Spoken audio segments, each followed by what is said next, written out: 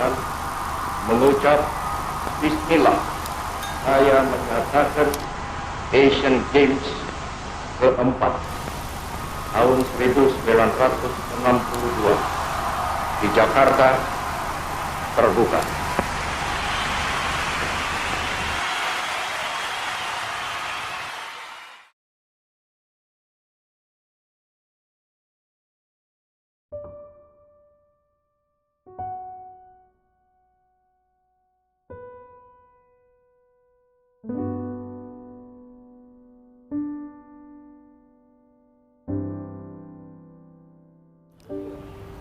Sesuai dengan konsep bahwa tempat ini, kompleks ini akan menjadi lagi sebuah taman publik seluas 128 hektar dari keseluruhan 273 hektar.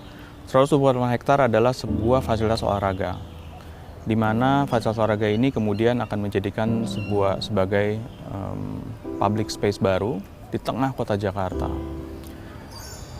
Untuk persiapan Asian Games, kompleks ini direnovasi mulai dari tahun 2016, kemudian pelaksanaan dari 2017 untuk Asian Games 2018. Untuk konsepsi yang baru, di mana kompleks ini akan menjadi satu kesatuan, sebuah taman publik dengan fasilitas olahraga yang baik, seluruh kawasan ini memiliki satu interkonektivitas baik antara stadion, ruang terbuka, landscape yang menjadi sebuah harmoni untuk sebagai sebuah taman publik yang baru.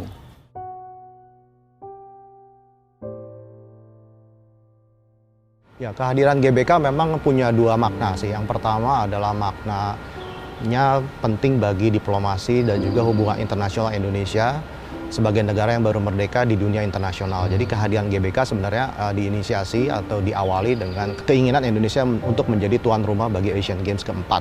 Dan untuk itu Gelora Bung Karno akhirnya didirikan dengan bantuan teknisi dan juga perancang dari Uni Soviet waktu itu. Jakarta akhirnya memilih salah satu tempat di antara kota yang sudah ada, Jakarta, kawasan Walter Freyden juga, kawasan yang memang sudah berkembang sampai awal abad 20, dan juga terletakkan GBK ini juga sangat strategis, jadi diletakkan di antara kota Jakarta dan juga kota Kebayoran Baru yang baru didirikan, baru berkembang di masa awal kemerdekaan Indonesia. Jadi keberadaan GBK di tengah-tengah di antara kota Kebayoran Baru dan juga kota Jakarta Lama itu membuat menyempurnakan simpul dan juga hubungan antara dua kota ini menjadi sebuah kota metropolitan yang besar. Dan bersamaan dengan itu juga GBK juga dirancang dengan dihubungkan dengan dua jalan bypass, jadi jalan bypass timur dan juga jalan bypass barat, dan bersimpul di Jembatan Semanggi, interchange yang merupakan juga sebenarnya simpul tempat GBK itu diletakkan gitu. Jadi perkembangan kota Jakarta itu tidak lepas dari perkembangan dan penentuan lokasi GBK yang ditentukan di tahun 59. Karena waktu itu ada beberapa pilihan untuk meletakkan GBK. Jadi waktu insinyur Uni Soviet sudah bekerja dan mempresentasikan beberapa rancangan mereka terhadap kepada Bung Karno waktu itu, saat itu juga si Laban diundang dan memberikan pandangan mengenai posisi yang baik buat GBK. Jadi salah satu pilihannya adalah pertama di Kemayoran, yang kedua adalah di kawasan Duku Atas, jadi antara Tamrin dan Sudirman. Yang ketiga adalah di lokasi yang kita kenal sebagai GBK sekarang, di kawasan Senayan. Yang lokasi pertama itu memang problematik karena kita harus menguruk rawa-rawa yang begitu banyak sehingga biayanya bisa jadi sangat-sangat membengkak. Yang kedua adalah kawasan Duku Atas yang memang dipilih oleh tim Uni Soviet. Waktu itu memang kritik terbesar datang dari Silaban karena kawasan itu adalah kawasan yang terbelah oleh jalan Tamrin dan Sudirman. Gitu. Jadi sebuah kawasan yang independen seharusnya tidak boleh dipisahkan oleh sebuah jalan raya yang sangat sibuk. Jadi makanya kawasan GBK dipilih seperti yang kita kenal sekarang sebagai sebuah kawasan yang memang eksklusif, tapi juga di satu sisi juga berbaur dan juga menjadi backbone, tulang punggung pertumbuhan bagi kota Jakarta di masa sekarang.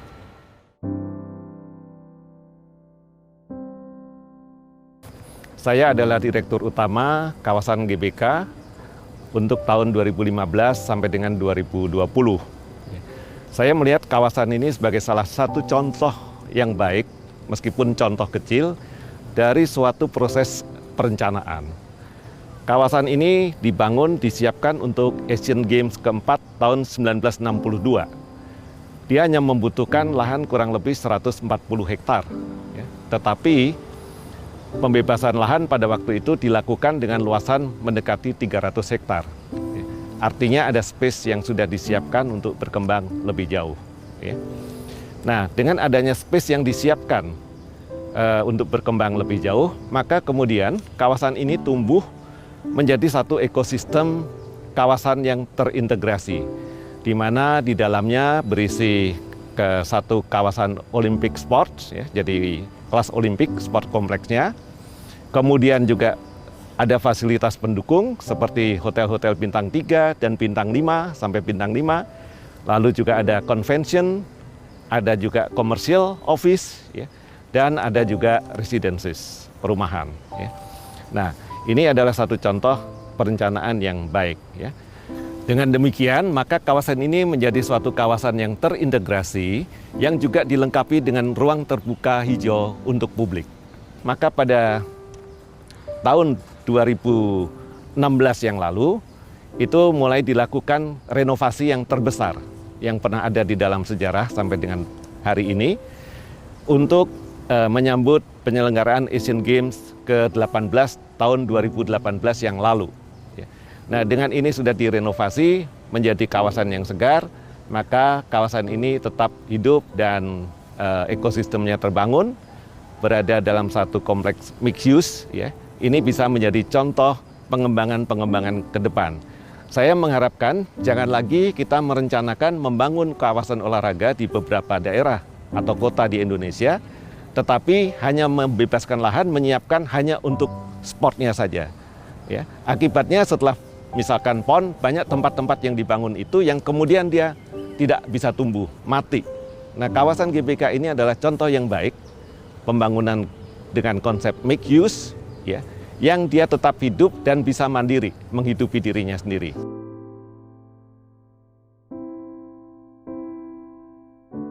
GBK adalah Gelora Bung Karno, sebuah sports kompleks yang dimiliki oleh pemerintah Republik Indonesia.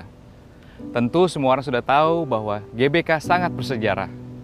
Berbagai kegiatan telah dilaksanakan di Indonesia, terutama di GBK, yakni Asian Games, SEA Games, Asian Para Games, Asian Football Cup, maupun kegiatan-kegiatan lainnya seperti konser-konser besar. Dalam visi kami, GBK harus menjadi tempat public space yang bisa dimanfaatkan oleh banyak orang, terutama untuk kegiatan sports, culture, art, education, entertainment. Dan kami percaya public space seperti GBK dapat memberikan dampak positif secara berkelanjutan kepada seluruh masyarakat Indonesia.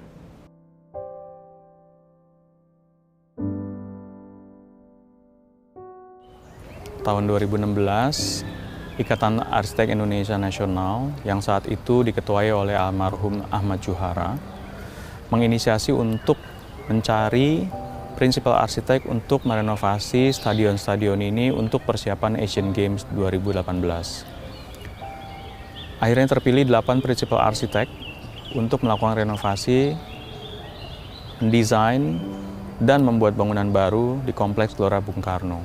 Untuk cabang olahraga bulu tangkis, Stadion Istora oleh Boy Birawa, Stadion Akuatik oleh Andra Matin, Stadion Madia oleh Maria Rosantina, Stadion Tenis Indoor dan Outdoor oleh Adi Purnomo, Stadion Softball dan Basket oleh Bambang Wicaksono, lapangan hoki, lapangan panahan, dan lapangan untuk latihan sepak bola oleh Dedi Wahyudi, Stadion utama oleh Gregory Supelodi, saya sendiri. Kemudian ada 2 bangunan baru, 2 stadion baru di sini. Satu adalah untuk training facilities oleh Aji Negara, dan 1 stadion baru baseball oleh Maria Rosantina. Akhirnya seluruh kompleks ini bisa bekerja untuk cabang-cabang olahraga yang sudah ditetapkan untuk Asian Games 2018. Kompleks ini juga kemudian menjadi satu harmoni antara konsepsi lapangan olahraga dan konsep keseluruhan kawasan menjadi ruang publik.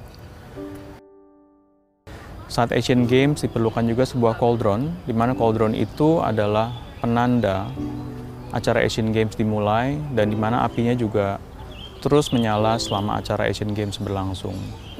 Didesain oleh Gregory Suppiolodi dan Sunario, sebuah kolaborasi antara arsitek dan seniman untuk membuat sebuah architectural public artwork yang sebagai penanda acara Asian Games di Indonesia tahun 2018. Juga setelah acara diharapkan bisa menjadi satu bagian public artwork dari seluruh kawasan kompleks ini.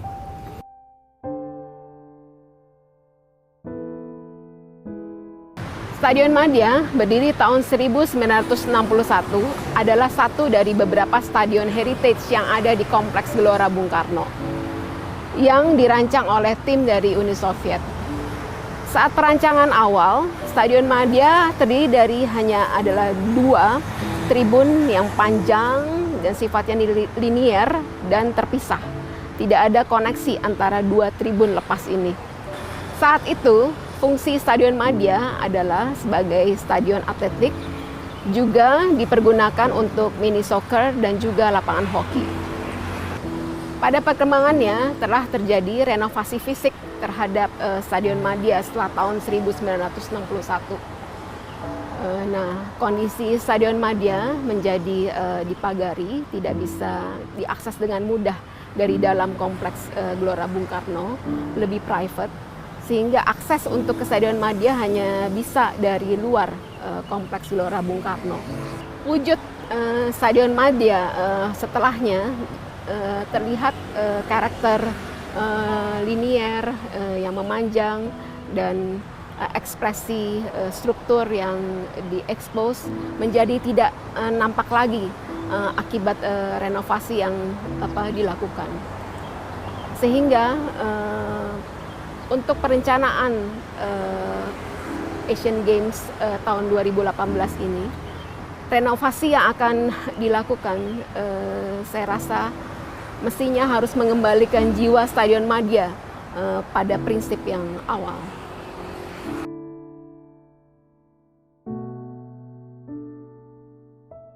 Saat Asian Games tahun 2018, renovasi Stadion Madia dilakukan untuk memenuhi standar Stadion Atletik Internasional.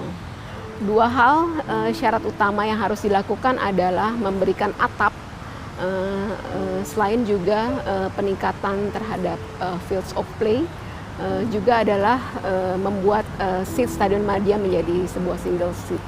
Di mana stadion existing dulunya hanya sepertiga dari 1 tribun yang teratapi, maka harus membuat sebuah atap baru.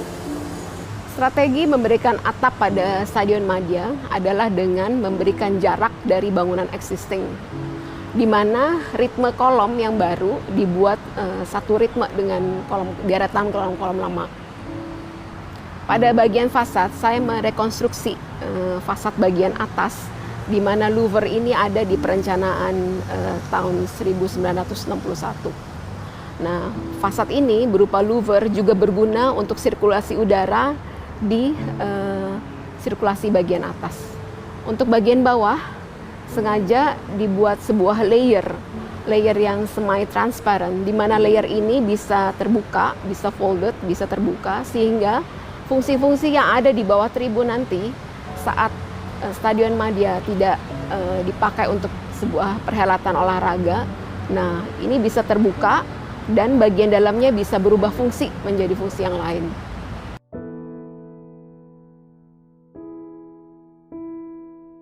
Pada saat renovasi tahun 2018, saya membuat 2 entry point untuk masuk ke Stadion Madia ini, di mana 2 box ini terlepas dari tribun bangunan lama.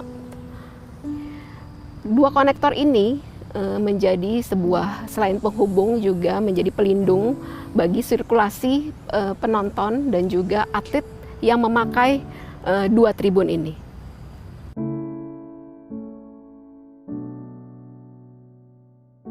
Saya berada di konektor Stadion Madia.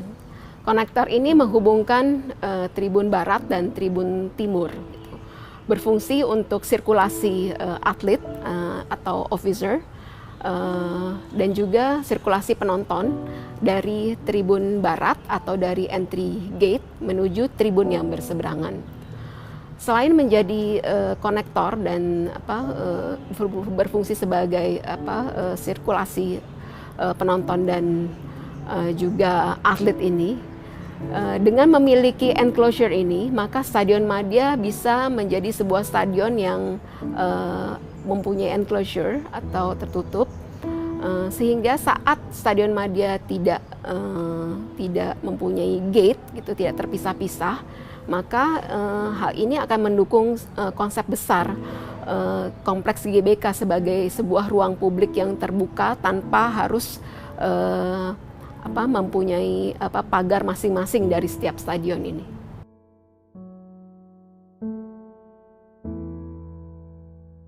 Saya berada di Tribun Barat di atas podium VVIP. Podium VVIP ini ada setelah perencanaan tahun 1961. Karena saya merasa ini kehadiran podium ini penting sebagai untuk melengkapi fungsi Stadion Madia sebagai stadion atletik, maka podium ini tetap dipertahankan. Area duduk di antara tangga podium ini menjadi area yang kill seat, sehingga area ini bench lama, gitu, bench kayu lama, saya pilih untuk tetap hadir di sini sebagai sebuah jejak memori terhadap stadion ini.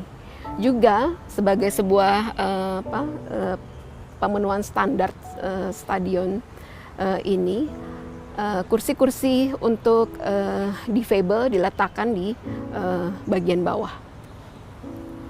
Nah, terlihat juga untuk atap, pada perencanaan lama hanya sepertiga tribun itu teratapi, jadi pada bagian belakang saja.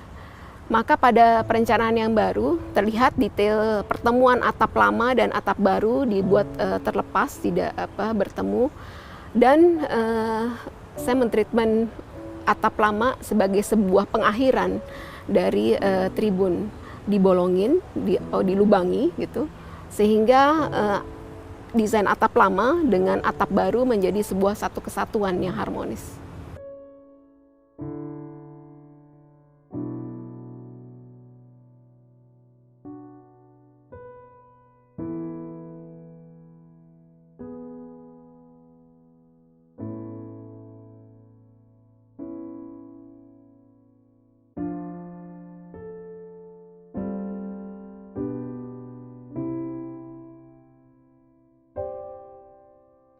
Stadion utama ini secara posisi maupun secara luasan memang dia menjadi pusat dari keseluruhan kompleks kawasan Gelora Bung Karno, di mana seluruh kawasan ini berorientasi kemudian ke stadion utama ini.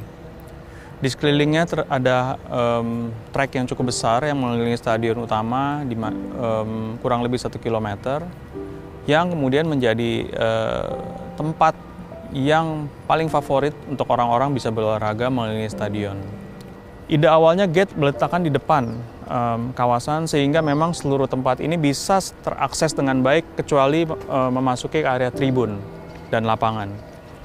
Tapi dengan berbagai pertimbangan untuk safety acara tersebut dan lain-lain, akhirnya gate diletakkan di sini. Untuk membuat bangunan ini lebih inklusif, baik tidak hanya di lantai dasar tapi kemudian di lantai-lantai lainnya, waktu itu kami mengusulkan membuat sebuah ramp, 5 titik ramp dengan kemiringan yang sangat landai sesuai dengan standar, sehingga akhirnya tidak hanya lantai dasar menjadi publik, tapi kemudian lantai 1, 2, dan 3, 4 lapis ini kemudian bisa sangat mudah diakses secara inklusif oleh semua orang, baik disabilitas atau orang tua, sehingga bisa berjalan lebih mudah. Jadi memang idenya adalah menambahkan struktur baru dan ramp hampir di sekeliling bangunan, tidak menyentuh bangunan lama, tapi dia sebagai akses baru selain tangga-tangga yang sudah terjadi existing. Jadi dibayangkan apabila tidak hanya lantai dasar, tapi semua lapis di luar yang cukup besar ini bisa menjadi area publik baru, dan publik bisa mengelilingi tempat ini dan melihat seluruh kawasan secara 360 derajat dari semua sisi dengan lebih mudah. Bayangkan kalau semua level ini bisa menjadi satu public area dan ada akses dari luar yang inklusif bisa mencapai tempat ini, di mana kita bisa melihat 360 derajat view kawasan dari semua sisi stadion utama. Memang terjadi diskusi panjang dan perdebatan panjang dengan Heritage Board yang pada akhirnya ide ini tidak bisa dilaksanakan demi menjaga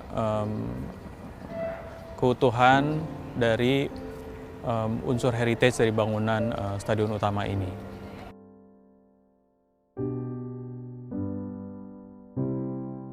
Desain awal dari tim Soviet saat itu desain tidak seperti ini, tapi lebih mirip dengan Stadion Luzhniki di Soviet, di mana kolom-kolom itu lurus, kemudian atap menempel di tepian kolom.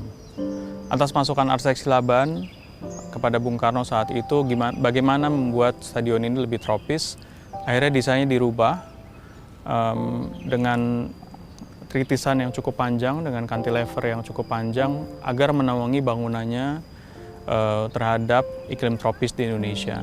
Dan kemudian kolom akhirnya sedikit dimiringkan ke dalam sebagai komposisi terhadap atap yang menjorok keluar dan keseluruhan bangunan.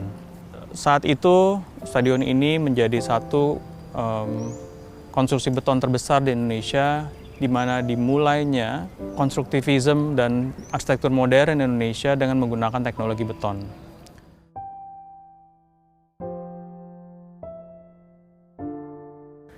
Desain awal tribun VIP terletak di sisi timur, di mana waktu itu Presiden Soekarno membuka Asian Games keempat di tribun ini. Tapi kemudian di masa era Presiden Soeharto, VIP tribun dipindahkan ke sisi barat dan dibuat lebih besar dengan merubah tribun-tribun penonton menjadi satu VIP yang cukup besar di sisi barat. Seiring berjalannya waktu saat renovasi untuk Asian Games 2018, ruang-ruang sekelilingnya yang tadinya adalah supporting secara analog untuk stadion ini bisa sebagian kita rubah menjadi skybox atau VIP room untuk supporting sponsor dan lain-lain untuk event Asian Games maupun event pertandingan olahraga di stadion ini, termasuk scoring board yang tadinya analog, yang awalnya analog, kemudian saat diganti digital, ruang bawahnya yang tadinya untuk scoring tim bisa kita manfaatkan untuk ruang-ruang supporting untuk kegunaan stadion ini.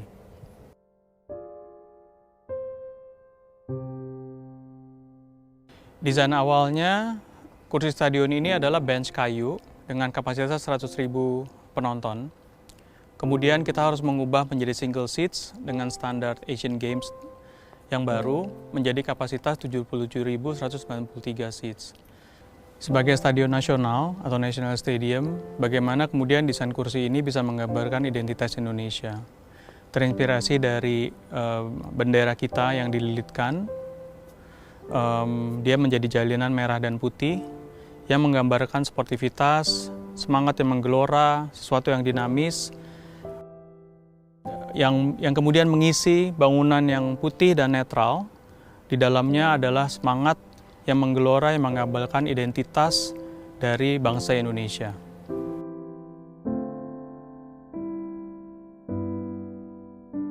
Salah satu yang spesial dari desain stadion ini adalah desain atapnya, di mana dia cantilever kedua arah, sisi ke arah depan dan sisi cantilever panjang untuk menutupi tribun.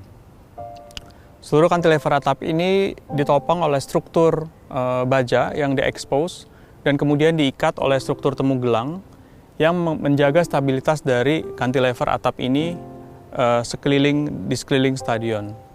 Di masanya struktur temu gelang ini adalah sesuatu yang baru dan Indonesia bisa memiliki stadion yang megah dengan skala yang besar dengan sistem struktur yang saat itu termasuk avant-garde dan baru.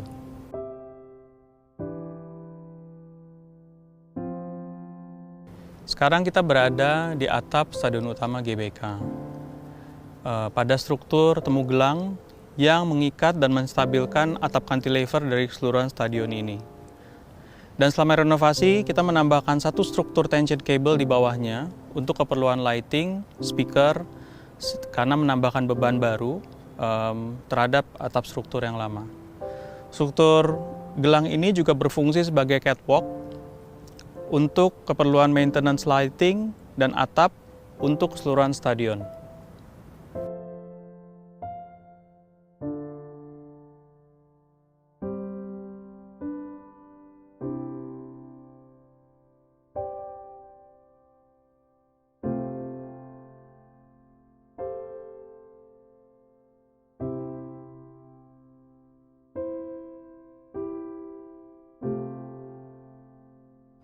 Saya sebagai koordinator arsitek untuk proses desain renovasi ini mencoba tetap menjaga bersama teman-teman, menjaga keseluruhan konsepsi ini agar masing-masing stadion baik yang direnovasi karena bangunan heritage dan bangunan baru memiliki satu benang merah arsitektural yang masih kita jaga sebagai sebuah harmoni kawasan Gelora Bung Karno yang baru. Dengan mengucap Bismillahirrahmanirrahim, Asian Games ke-18 tahun 2018 saya nyatakan dibuka.